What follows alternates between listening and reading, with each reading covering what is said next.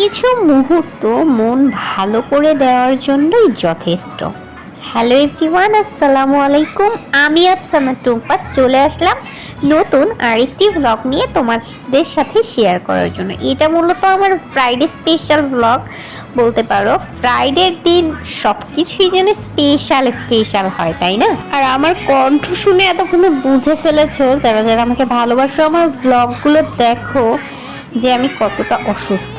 আমি মূলত অনেক দিন ধরেই অসুস্থ, তার উপরে হাত কেটে গেছে, এটা নিয়েও অনেক বেশি প্যারা খাচ্ছি। যেমন আমি গরুর গোশতে সবসময় হাতে মাখিয়ে রান্না করতে অনেক বেশি ভালোবাসি। আমার মাকে দেখে এই রান্নাটা আমার এইভাবেই শেখা। তো ফ্রাইডের দিন আর কি গরুর গোশ ভুনা করছিলাম, এবং তার সাথে তো পোলাও মাস্ট ছিল। গরুর গোশের সাথে পোলাওটা যেন আমার কাছে একটা অমৃতর মতো খাবার লাগে। বাঙালি বলে কথা ভাই, যতই বিদেশে থাকি না কেন, বাঙালি খানা দানা না খাওয়া পর্যন্ত আর শান্তি পাই না কোনো জিনিসে। ভয়েস ওভারের ভিতরে যে এত নয়েজ আসতেছে আমি বুঝতে পারতেছি, কিন্তু আমার কোনো কিছুই করার নাই, কারণ আমি পাশের রুমে যেয়ে সবসময় ভয়েস ওভার দেই, বাট আমার বিছনা থেকে ওঠার মতো ক্ষমতা নেই, এমন একটা অবস্থা। তো যাই হোক, কাজটা তো করা লাগবেই, কারণ এটাও তো আমার একটা বড় কাজ, বিশাল বড় কাজ। কারণ আমি বর্তমানে এই ইউটিউবিং এবং ফেসবুকিংয়ের জগতেই আছি, কন্টেন্ট ক্রিয়েটর হিসেবে কাজ করতেছি। সো আমার মনে হয় এটা আমার জন্য একটা জবের মতো। এই জন্যে আমি আমার কাজটাকে খুব ভালোবেসে করি এবং কন্টিনিউসলি করার ট্রাই করি। সো এই জন্যে আমি ভ্লগগুলো সবসময় আপলোড করার চেষ্টা করি। বিশেষ করে আমি আমার ইউটিউবে ভ্লগগুলো বেশি আপলোড করে থাকি।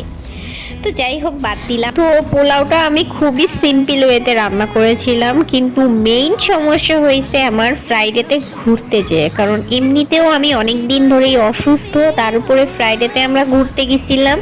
এখন তো ওমানে কারিফ সিজন, তো যারা যারা ওমানে আছে অবশ্যই জানো যে এখন ওমানে কি সিজন যাচ্ছে। এর মধ্যে ওমানে প্রচণ্ড বৃষ্টি হচ্ছে, বিশেষ করে জেবলের ওদিকে, মানে পাহাড়ের ওদিকটাতে অনেক বেশি বৃষ্টি হচ্ছে। তো আমাকে যখন পাহাড়ে নিয়ে যায় তোমাদের ভাইয়া, তো পাহাড়ে যেয়ে আমি বৃষ্টি দেখে এক প্রকার এত পরিমাণে আনন্দিত হয়েছি যে আমি গাড়ি থেকে নেমে যেয়ে পাহাড়ের উপরে দাঁড়িয়ে বৃষ্টিটা এত সুন্দর অনুভব করতেছিলাম।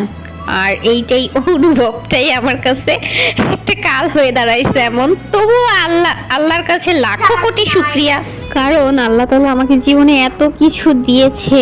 আলহামদুলিল্লাহ, আল্লাহর শুকরিয়া এত আদায় করেও মনে হয় যেন আল্লাহ শুকরিয়া আদায় করতে ভুলে যাই আমরা যখন আমরা বেশি সুখী থাকি।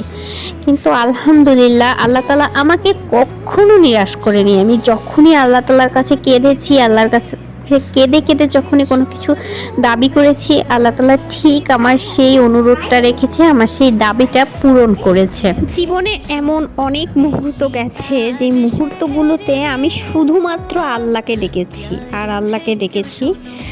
আমি আমার পাশে শুধুমাত্র আল্লাহ তাআলাকেই পেয়েছি এই খারাপ মুহূর্তে।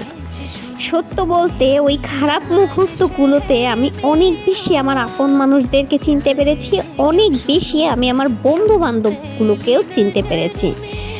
আমি সবার কথা বলবো না, স্পেসিফিকলিও কারো কথা বলবো না, কিন্তু আল্লাহ তাআলার কাছে লাখো কোটি শুকরিয়া। আল্লাহ তাআলা আমাকে যা দিয়েছে, আলহামদুলিল্লাহ আলহামদুলিল্লাহ আলহামদুলিল্লাহ।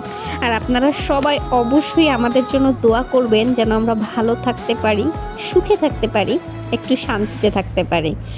অল্প টাকায়ও কিন্তু সুখ গুছিয়ে নেওয়া যায়, আর আল্লাহ তাআলা সেই অল্প টাকার ভিতরেও অনেক শান্তিতে রেখেছে আমাদেরকে, অনেক ভালো রেখেছে আমাদেরকে। তবে কিছু কিছু পরিচিতদের চিনেছি খুব ভালোভাবে, কিছু কিছু আপন মানুষ যাদেরকে ভাবতাম সেই আপন মানুষগুলো কতটা আপন সেটাও জেনেছি খুব ভালোভাবে। আল্লাহ তাআলাই দেখিয়েছে সেই সব কিছু। যদি না বিপদে পড়তাম, যদি না সেই বিপদগুলো কেটে উঠতে পারতাম, তাহলে তো আর চিনতে পারতাম না সেই আপন মানুষগুলোকে। এটাই আল্লাহর কাছে লাখ কোটি শুকরিয়া, আল্লাহ তাআলা চিনিয়ে দিয়েছে সবাইকে বিপদের মুহূর্তে। তো যাই হোক, বাদ দেই, কিন্তু আমি চাই যে যারা আমার পাশে ছিল না আমার বিপদের মুহূর্তে, আল্লাহ তাআলা তাদের আর বিপদ না দিক, শুধুমাত্র এতটুকুই চাওয়া। আর যারা আমার পাশে ছিল তাদেরকে অসংখ্য ধন্যবাদ যে আমার পাশে ছিল। তারা হারিয়ে গেলেও আমার জীবন থেকে আমি তাদেরকে কখনোই ভুলতে পারবো না, এটাই হচ্ছে বড় কথা। তো ভালো থাকবেন, সুস্থ থাকবেন, আল্লাহ হাফেজ।